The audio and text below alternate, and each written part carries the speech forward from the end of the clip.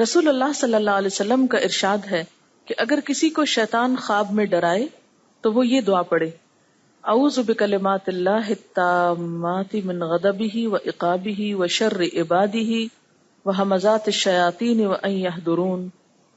میں اللہ کے پورے کلمات کے ساتھ اس کے غضب اور اس کے عذاب اور اس کے بندوں کے شر سے اور شیطانوں کے وسوسوں سے پناہ مانگتا ہوں، اور یہ کہ وہ حاضر ہو میرے پاس. تو جب یہ دعائیں پڑھی جائیں گی تو انشاءاللہ تعالی ان اثرات سے آپ محفوظ رہیں گے. اور یاد رکھیے کہ قرآن پاک بذات خود شفا ہے. اگر قرآن پاک کو ترتیل کے ساتھ پڑھا یا سنا جائے تو بہت اثر ہوتا ہے، اور خصوصاً آیت الکرسی کا سننا کثرت کے ساتھ، اس سے فائدہ ہوتا ہے. یہ چیز بھی انشاءاللہ ایسی تمام شرارتوں اور شر اور مصیبتوں سے بچاؤ کا ذریعہ ہوں گی. قرآن پاک میں اللہ تعالیٰ فرماتے ہیں وَنُنَزِّلُ مِنَ الْقُرْآنِ مَا هُوَ شِفَاءٌ وَرَحْمَةٌ لِّلْمُؤْمِنِينَ. اور ہم نے قرآن مجید کو اتارا جو مومنوں کے لیے شفا اور رحمت ہے. تو قرآن پاک کا پڑھنا شفا اور رحمت ہے.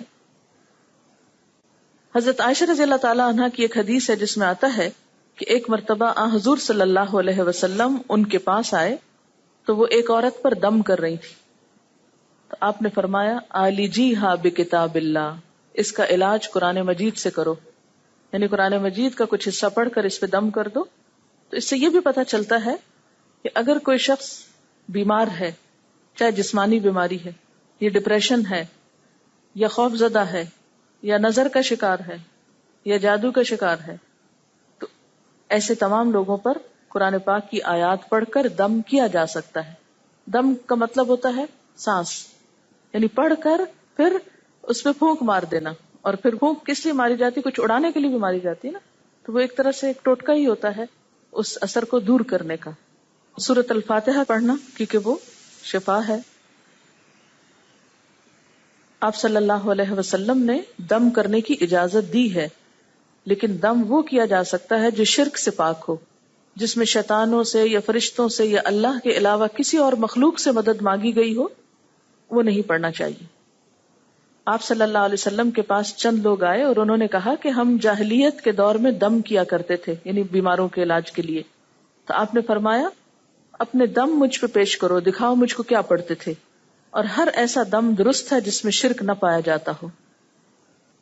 لیکن یہ یاد رکھیے کہ جادو کے بارے میں نبی صلی اللہ علیہ وسلم نے فرمایا من تعلم شیئا من السحر قلیلا او کثیرا کان آخر عہدہ من اللہ. جس نے کچھ بھی سیکھا جادو میں سے، تھوڑا ہو یا زیادہ، اس کا معاملہ اللہ سے ختم. آپ صلی اللہ علیہ وسلم نے فرمایا جس نے علم نجوم کا کچھ حصہ حاصل کیا تو گویا اس نے اتنا جادو سیکھ لیا، اور جس قدر سیکھتا جائے گا اتنا ہی اس کی وجہ سے گناہ میں اضافہ ہوتا چلا جائے گا. ستاروں کا علم، ہاروسکوپ، ستارے کیا کہتے ہیں، سیکھنے میں، یقین کرنے میں، اس پر عمل کرنے میں، اس کو استعمال کرنے میں، اس کو پڑھنے میں، even if you don't believe it, تو یہ لغو چیز ہے. نبی صلی اللہ علیہ وسلم نے اس سے منع کیا ہے. کہتے ہیں کہ برائی جو ہوتی ہے اس کے قریب سے بھی گزرنے سے اس کا اثر آنے کا ڈر ہوتا ہے. اسی طرح ایک اور چیز آپ صلی اللہ علیہ وسلم نے فرمائی کہ جو شخص گرہ لگاتے ہوئے پھونک مارے اس نے جادو کیا، اور جو جادو کرے اس نے شرک کیا. بعض اوقات لوگ کیا کرتے ہیں کہ کوئی کلام پڑھتے ہیں پھر کیا کرتے ہیں گرہ لگا کے اس میں پھونک مارتے ہیں، تو یہ جادو ہوتا ہے. ایسا بھی نہیں کرنا چاہیے. گرہ لگانے کا مطلب ہے بندش کر دی، بند کر دیا، دل بند، نظر بند، خیال بند، رزق بند، شادی بند، بچے بند. یہ مذاق نہیں ہے، یہ کرتے ہیں، لیکن اثر جب ہوتا ہے جب اللہ تعالیٰ چاہتا ہے. ایکسٹریم یہ بھی ہے کہ کچھ بھی ہو تو اسے جادو سمجھا جائے، ہر چھوٹی بڑی بات کو اثر کا نام دیا جائے. جی ہاں، یہ بھی ایک عام عادت ہے لوگوں میں کہ کسی کے تھوڑی سی بھی کوئی تکلیف ہے تو وہ یہ نہیں سوچتا کہ مجھے ٹھنڈ لگ گئی ہے یا میں نے اوور ایٹنگ کر لی ہے یا کوئی اوور ایگزرشن کر لی ہے، وہ فوراً کیا سوچنے لگتا ہے کہ مجھ پہ اثر ہو گیا ہے. تو ایسے توہمات کا بھی شکار نہیں ہونا چاہیے کہ چھوٹی بڑی تکلیف کو جادو کا نام دے دیا جائے. اس سے انسان جب توہم میں گرفتار ہوتا ہے تو اس کی عمل کی صلاحیت اور اس کی کریٹیوٹی جو ہے وہ متاثر ہونے لگتی ہے. تو شیطان ہم کو عام طور پر یہ خیال دلاتا ہے کہ ہم ایسے وسوسوں کا شکار ہو جائیں تاکہ ہم کام نہ کریں. تو اگر کوئی ایسا وہم آنے لگے تو سب سے پہلے کیا کریں؟ اعوذ باللہ من الشیطان الرجیم پڑھیں، آیت الکرسی پڑھیں، کل پڑھ کر خود اپنے اوپر پھونک لیں، اور وہ دعا پڑھے جو حضرت کعب الاحبار پڑھتے تھے. عموماً یہ ہوتا ہے کہ جب بھی آپ کوئی اچھا کام شروع کرتے ہیں تو شر کی قوتیں آپ کے خلاف ہو جاتی. شیطان، انسان، مختلف طرح کے لوگ، وہ آپ کو اپریشیٹ کرنے کی بجائے الٹا آپ سے بسا اوقات حسد کرنے لگتے ہیں، یا آپ کو بعض اوقات تھریٹ کرتے ہیں، بعض اوقات کچھ اور آپ کے ساتھ برا چاہتے ہیں، بعض اوقات اور کچھ نہیں تو بس ایسے ہی مشغلے کے طور پر. کیونکہ بہت سے لوگوں کے پاس کچھ کام نہیں ہوتا، ان کا صرف کام یہ ہوتا ہے کہ جو کوئی کام کرے اس کے کام میں رکاوٹ ڈالیں. تو ایسی تمام چیزیں پھر انسان کو خوفزدہ رکھتی ہیں، پریشان رکھتی ہیں. اور یاد رکھیے کہ نبی صلی اللہ علیہ وسلم نے ایسے خوف، توہمات اور وہم سے پناہ مانگی ہے.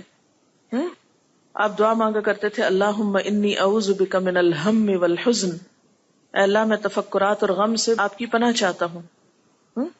کیوں؟ اس لیے کہ جب انسان کے دل میں غم جگہ پکڑ لے تو کوئی کام نہیں ہو سکتا. خوف جگہ پکڑ لے تو انسان بہت سی اپنی صلاحیتوں اور قوتوں سے محروم ہو جاتا ہے. اسی طرح کوئی اور پریشانی انسان کو بے وجہ کی لگ جائے جس کی کوئی حقیقت نہیں، محض وہم پر مبنی ہے، تو انسان بہت سے کارآمد اور مفید کام کر نہیں سکتا. اس لیے ان چیزوں سے انسان بچا رہے یا اس کا ذہن خالی رہے تو انسان اپنی جو پازیٹیو صلاحیتیں ہیں ان کو خیر کے راستے میں لگاتا رہتا ہے. اب یہ ہے کہ کچھ چیزیں ہمارے بس میں نہیں ہوتی، ہمارے کنٹرول میں نہیں ہوتی. مثلا کوئی شخص آپ سے حسد کر رہا ہے، آپ کس طرح اس کو پکڑ کے روکیں؟ بعض اوقات پتہ چل جاتا ہے تو چلیں آپ اس کے ساتھ اچھا سلوک کرتے ہیں، ہو سکتا ہے اس کا غصہ غضب ٹھنڈا ہو جائے. لیکن بسا اوقات پتہ بھی نہیں چلتا، وہ دل ہی دل میں جل رہا ہوتا ہے اور پیچھے پیچھے جڑیں کاٹ رہا ہوتا ہے، آپ کو تو پتہ ہی نہیں چلتا وہ کیا کر رہا ہے. اب ایسے لوگوں کے خلاف آپ کیا دفاع کریں گے اپنا؟ تو بہتر یہ ہے کہ آپ اللہ تعالیٰ سے مدد مانگ لیں اور دعا مانگ لیں، اور ان ساری چیزوں سے بے نیاز ہو کر جو کر رہے ہیں اسے کرتے جائیں. کیونکہ وقت جو ہے وہ بہت قیمتی چیز ہے، وہ فکر اور پریشانیوں میں گنوانے کے لیے نہیں ہے، کیونکہ بہت سی چیزوں کا علاج ہمارے پاس نہیں ہوتا. تو مومن کے لیے دعا جو ہے وہ اسلحہ کی طرح ہے. الدعاء سلاح المؤمن. تو ہم اور اسلحہ تو ہمارے پاس نہیں ہے تو کم از کم دعا تو کریں کہ جس سے ہم شر کی قوتوں سے پھر نبٹ سکیں.